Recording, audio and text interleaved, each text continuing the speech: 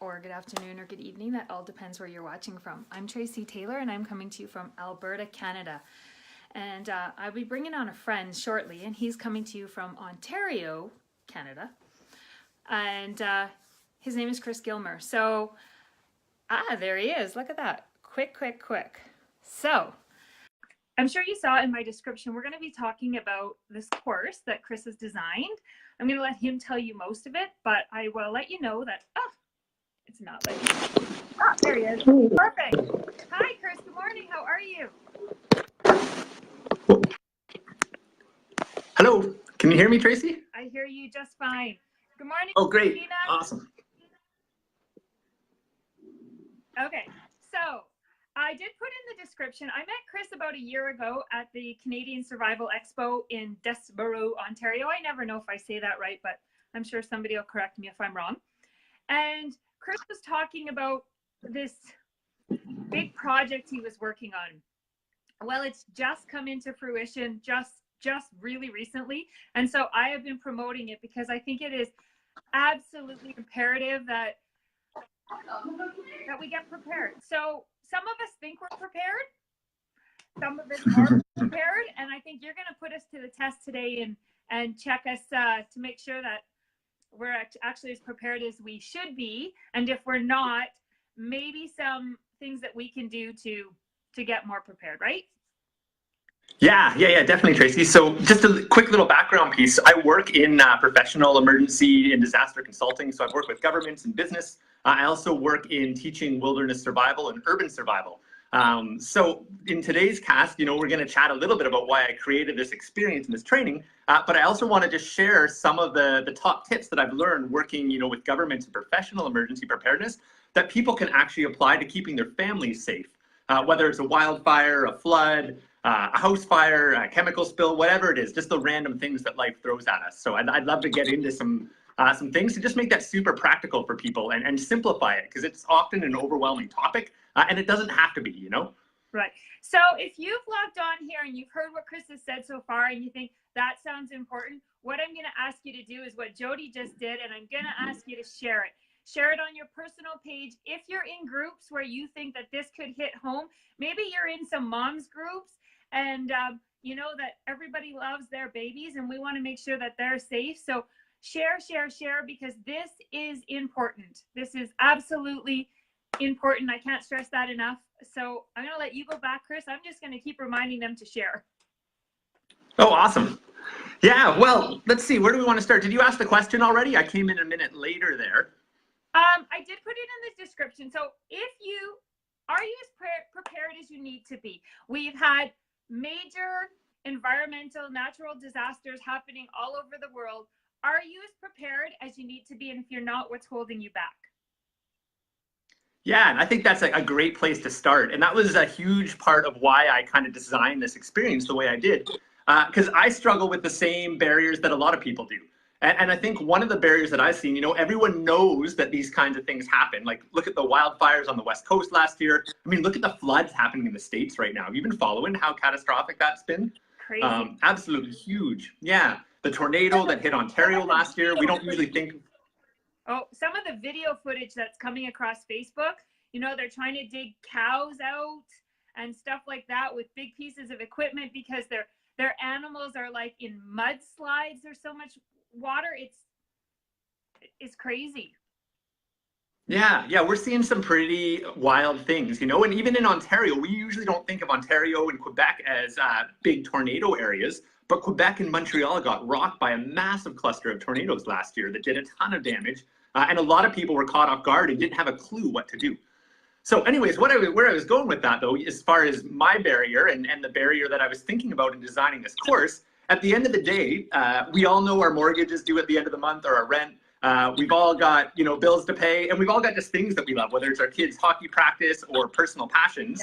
Yeah. So it's really easy to put preparedness into the backdrop because, it might happen. It might never happen. Maybe you'll get lucky and go through life. Most people are going to face an emergency or two in their life, though.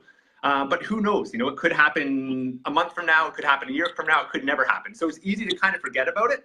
But the consequence of that could actually be catastrophic, and it's really not worth it, Ask anyone that just went through the California or the BC wildfires or the people down in the floods if they wish they'd put a little bit more time into it. And I doubt you'd find many folks that would argue with that comment now, right? Right. So when I was thinking about, okay, what do we got to do? How do we deal with the complacency and the fact that we've got all these other responsibilities? And I thought preparedness has to be made super practical. And I got thinking about Netflix. You know, everybody loves Netflix, or maybe not everybody, but people love watching Netflix. People love watching movies. It's the thing you do to like decompress at the end of the day, right? So I was like, okay, we need to make preparedness something that's actually fun and entertaining, something that's super practical, something that fits in an already busy life so that you can justify it when you've got a mortgage due at the end of the month and you've got other priorities like needing to decompress. So that was kind of the approach I started going in with it. You know, I wanted to create something super simple that gets results fast and that's actually fun. You know, you can do it with your family. It can actually be part of like your decompression at the end of the day. Right. Without putting the fear, like, that's what I've heard a lot of people say is we want our kids to be ready and we want them to be prepared, but we don't want them to be afraid. So I think this is a great way of introducing it to our kids. So it's not, I mean, it's not a game, but it's a way that kids can relate. It's electronic. They can go in and they can walk through the steps and they can challenge themselves to be more prepared without being terrified of what might happen. Totally, yeah. And I mean, to be honest, it is kind of set up as a game, but the game is creating real training and real practical results for people, you know? And then the other thing I'll just throw is, you know, developing, whether it's learning survival skills or learning about how the infrastructure of your home works or learning about better communications, which are all the kinds of stuff we chat about in the course, all of that stuff is actually relevant to other aspects of life beyond preparedness as well. So it is applicable training to other aspects of life, you know, if you want to think about it in the context of like principles and just developing as a person, you know. When I created this, I was thinking about everyday families, you know, people that don't want to get sucked into fear. We have enough of that, you know, in the news, enough of that in our Facebook feeds going on. This isn't about like some doom and gloom thing. It's about just the reality that this stuff happens. So in creating it, really, I made it for like everyday families that want to just make sure that if something happened, they know that they can take care of their kids. I made it for people that are watching the news and are aware that, you know, stuff can happen and are getting a bit concerned and that feel that fear creeping in. You know, it's not good to hold fear in our body. Right. And how do we get rid of fear of things shifting or say a major weather event or disaster happen? Well, we actually have a plan in place to know that we know what to do and that we've done our best. And when we've done our best and we put things in place, we don't have to have that fear. We've got peace of mind now, we've got confidence, and we can actually go on with just our hockey games and our day-to-day life or whatever it is that we're into, right? So that's kind of the intention behind the course and who I designed it for. Awesome.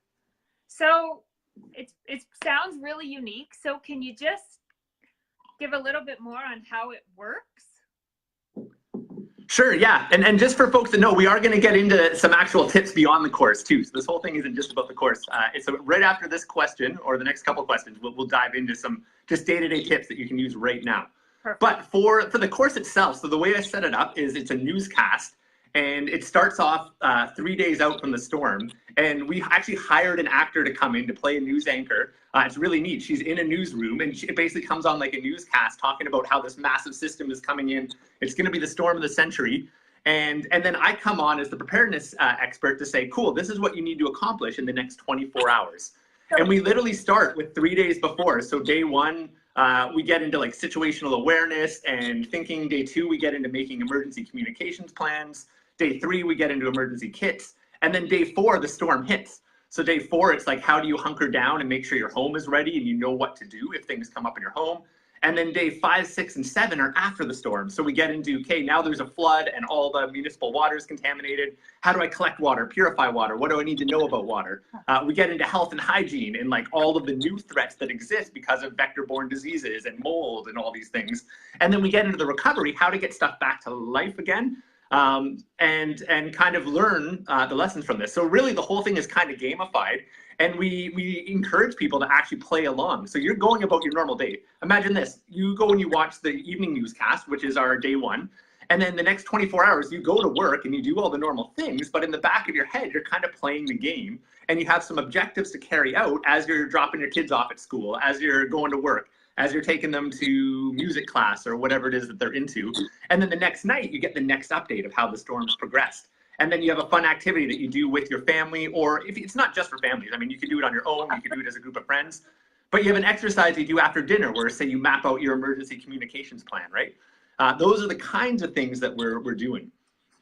That's good, Tamara. That's exactly how we try to raise our kids too, is just to have things in the back of your mind. So it's funny how when you talk to your kids about being prepared and watching things and, you know, being conscious of your surroundings. We were on a steam engine train trip that they have down through southern Alberta, and the train stopped. And, you know, we didn't know quite what was going on. Well, actually we did, because there's a train robbery that's part of the show. But my kids immediately started looking, and I said, "What are you looking for?"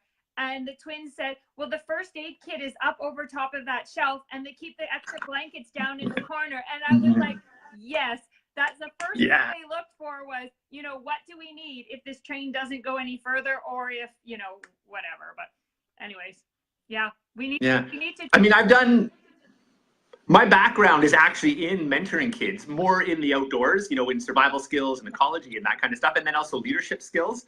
But I found that a lot of the times, if you tell kids something you think is important, they don't really care. You turn it into a game where they're playing along and it's kind of fun, which is what this is set up to be. Then they do it because they're excited about the game and the momentum. You know, as I said, it's like the watching Netflix thing. Yeah. And then when they end up in that situation like the train, it's actually automatic. They know how to do it, but they don't feel like they were taught it because it wasn't my parent lecturing me. Yeah. It was us just going through this experience where this stuff becomes intuitive. Yeah. And that's kind of like the goal behind what we're doing here. They get to level up, right? Yeah, totally. Get to level up. You got it. Yeah. Yeah. And survive the storm. Survive the storm. Yeah. Yeah. Mm-hmm. So do you want to go into the 5 tips now? Sure. Yeah. Why don't we go there? That'd be great. Okay. If anyone has any questions about the course, you could toss them out there and how it works. I will just add that there's some fun bonuses in there. We have like an audio that you actually download and listen to out in public. It's kind of like this, like Jason Bourne meets Katniss Everdeen awareness thing. So that's a really fun one to get you just kind of thinking like a survival expert. There's like over 100-page workbook with like working documents that you fill out. And then there's these fun gamified videos and all kinds of bonus content. So that's all in the course there you can check out. Just be prepared though, because I will tell you, I posted, you've seen the link that I posted on my page promoting the course. I did post it on the community board, and I had one woman call me out and wasn't very nice to me, basically saying that I should have put a big disclaimer because I probably put fear in people thinking that I had information about this horrendous storm that was coming. And I was like, just a country girl. Like I don't have any information, but she said it looks so real that she got worried and she started doing things. And I was like, well, then that's good, right? You started doing things, you started getting prepared. But yeah, she called me out and said I should have had a disclaimer. I should not have said that there was a storm coming if it wasn't a real storm. If you go to the website on the link, it's pretty clear that this is what it is. So, but anyways, it is what it is. If you go to the website, you got to dig in a little bit. You know, people just take things at surface level. Yeah. You know, you can read any headline on Facebook and start a whole train of rumors, right? You got to dig in a little bit. Okay. So anyways, let's get into some tips though. Five things. Yeah.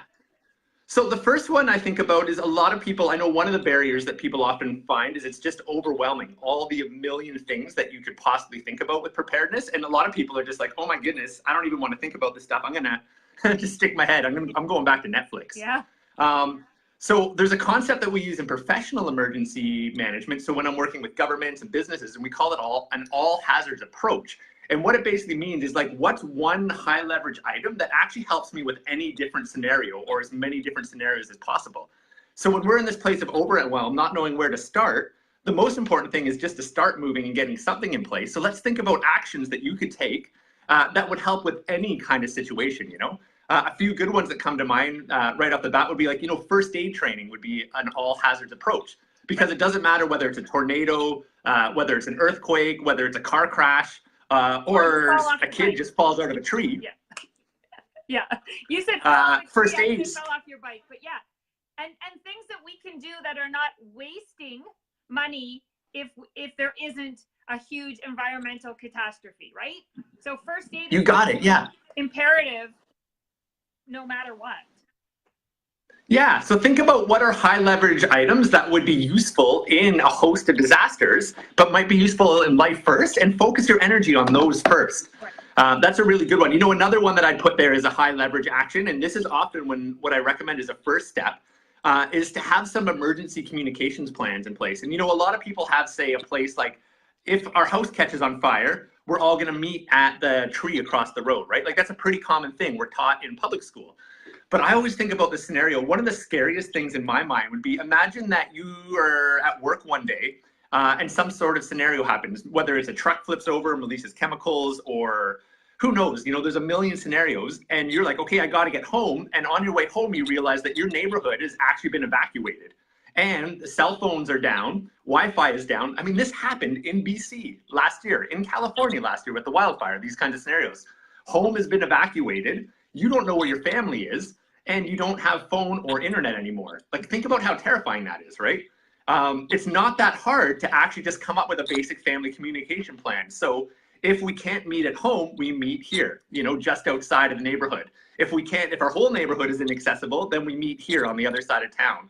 And we've got Aunt Ina in the next province over, who's our emergency contact person. So if we can't get a hold of each other locally, we're gonna call her outside of town just to check in and see if she's heard from everyone, right? Right. There's a whole host of communication things that you can put in place that don't cost any money. You can literally do them in one evening, like half an hour after dinner. The course walks people through creating this whole communication plan, but you could also just be logical and do it on your own. And that's an all hazards thing. Like that applies to a million different scenarios beyond a catastrophic disaster, right? It's just a useful thing to put in place. Right. So that's number one anyways, all hazards approach. What are some high leverage things? First aid, health and fitness would be a great one.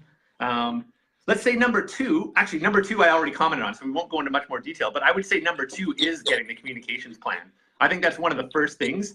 You know, like a lot of adults, I often think like, okay, I'm a pretty competent person. Like if something goes down, I feel pretty good that I'll just, you know, improv and use my intuition and work stuff out. But my biggest fear is going to be, oh my goodness, how are my parents faring right now? If I'm not with my wife, how is she doing? If I'm separated from my kids, how are they doing? Yeah. So I think having that communications plan in place is absolutely imperative to ease all the stress burden that would be on you if you don't have it in place and you don't have a way to connect and you don't have a way to get the proper information from the outside world or from whoever's managing the crisis, right? Right, because so number two, communications plan.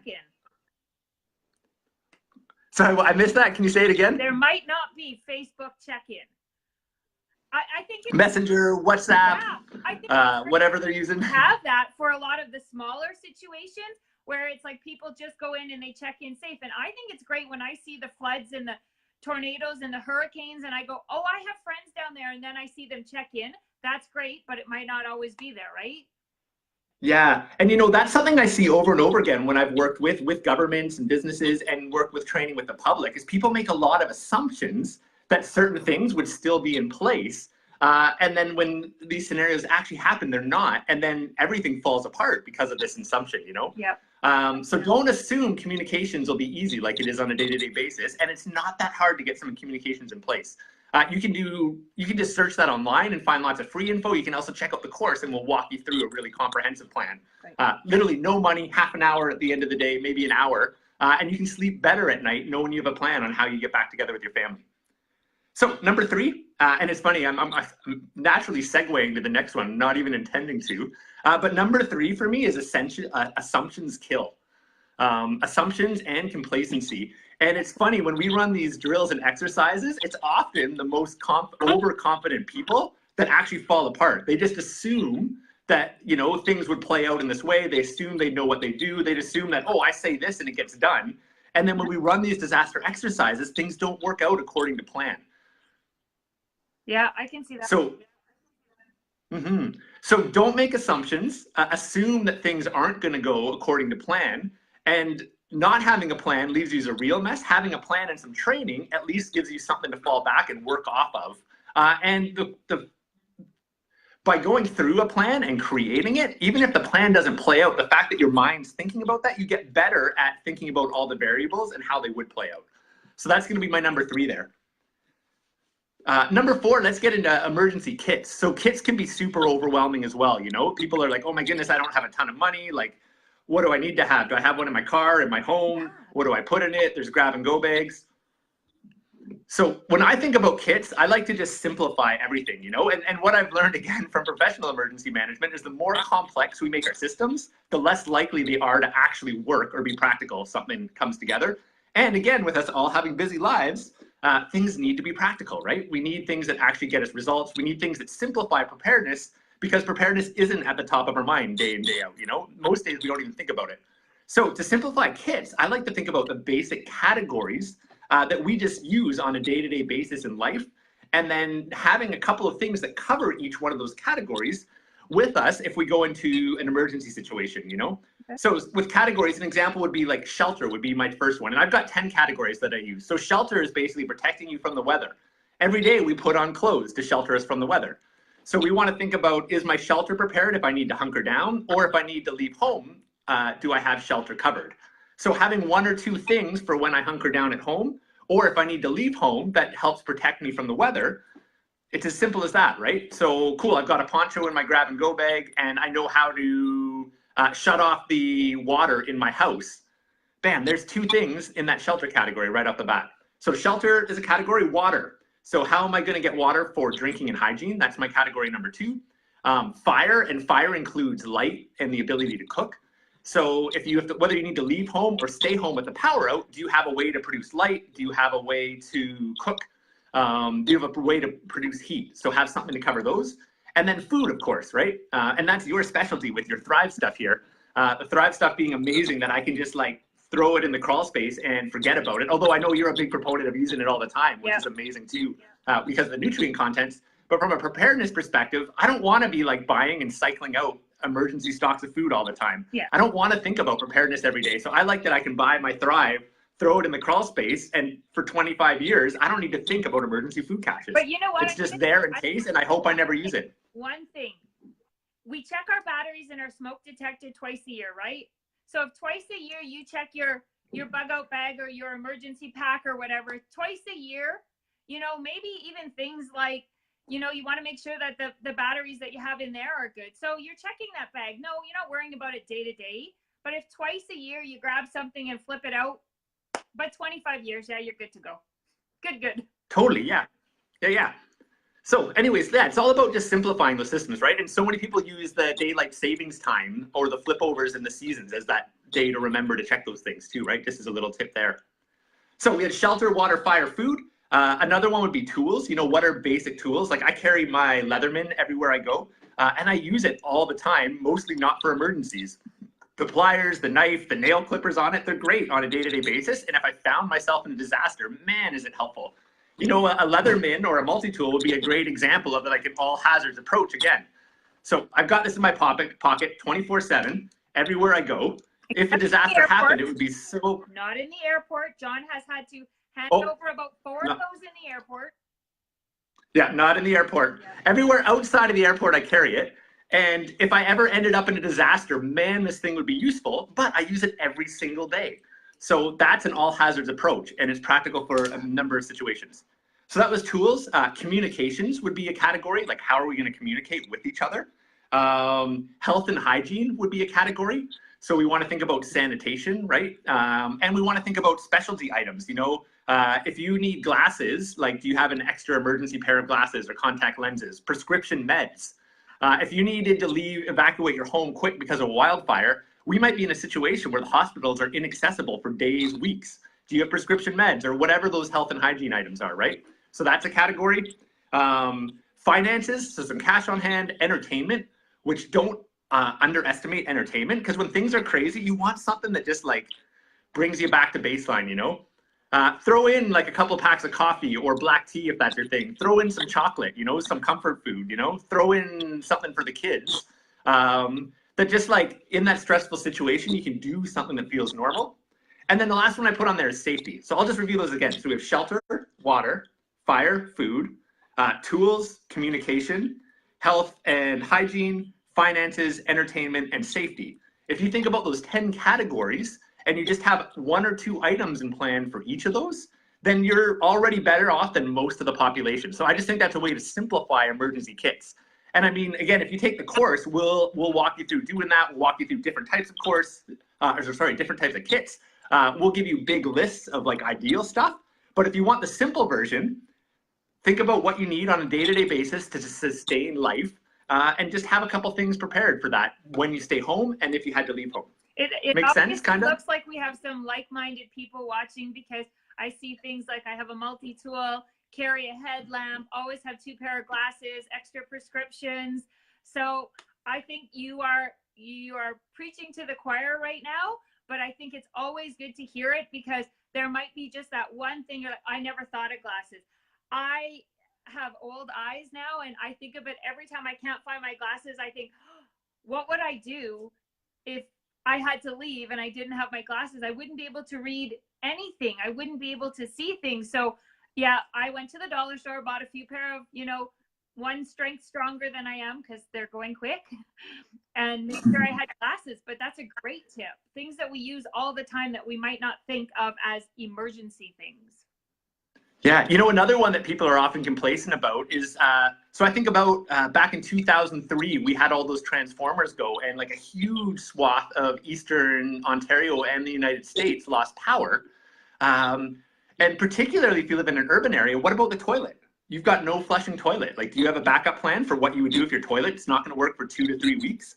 We're not talking about the zombie apocalypse. No. But no. 2 to 3 weeks without a toilet is a big deal. Yes. So 2003, my twins were born, and they were in the NICU out here in Alberta. And I remember hearing about the power being out in Ontario and thinking, wow. I mean, I know that the hospitals were on backup generators, but my kids were being kept alive by machines for, a good 2 weeks. They would have died without power. So that really hit home. And then 2 years ago, when the hurricane went through Texas and all the flooding and stuff, what I did was I shut the power off to my entire house, and I wanted my kids to go 24 hours to realize.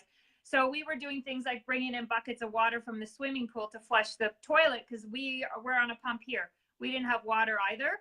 We weren't drinking that. We do haul in our own drinking water, but yeah, how do you flush a toilet? Like, how do you do those small things? And it doesn't have to be end of the world. It just could be end of the power on your grid, or it could be a snowstorm where you can't get out. So that's how I talk to people, is you need to be prepared, because you don't know what's coming. Yeah.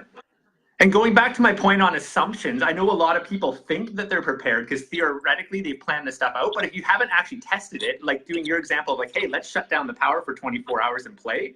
When you do that, things come up that you just aren't going to think of logically ahead of time. So I know a lot of people that are like, they have their preparedness plans, they have their kits, but they've never actually used it. They've never done a scenario. Those are the people, when we run drills, that get really rude awakenings that can sometimes be catastrophic. So that's the assumptions part, is assumptions kill part. That's why that's one of my kind of top pieces there.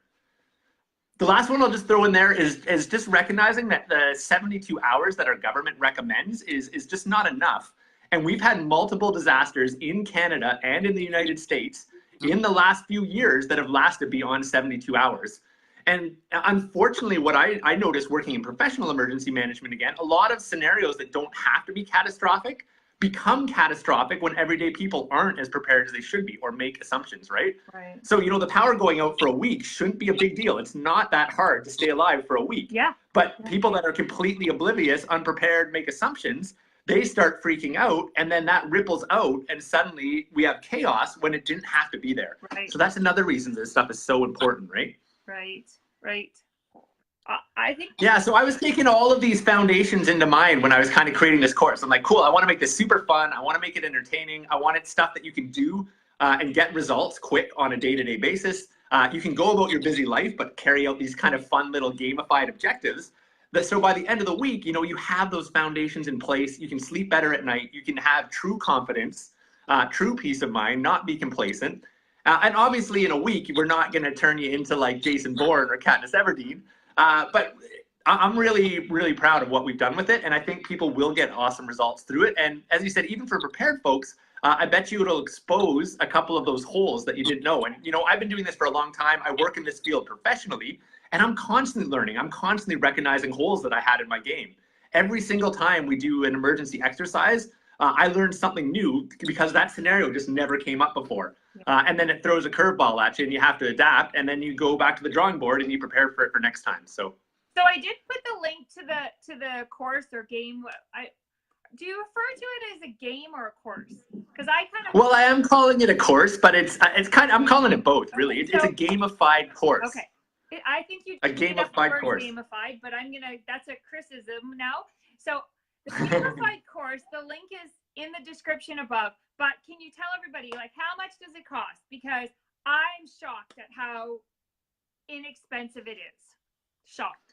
Yeah, so we had it listed at $97 American, but for our opening launch here, we've actually brought it down to $39.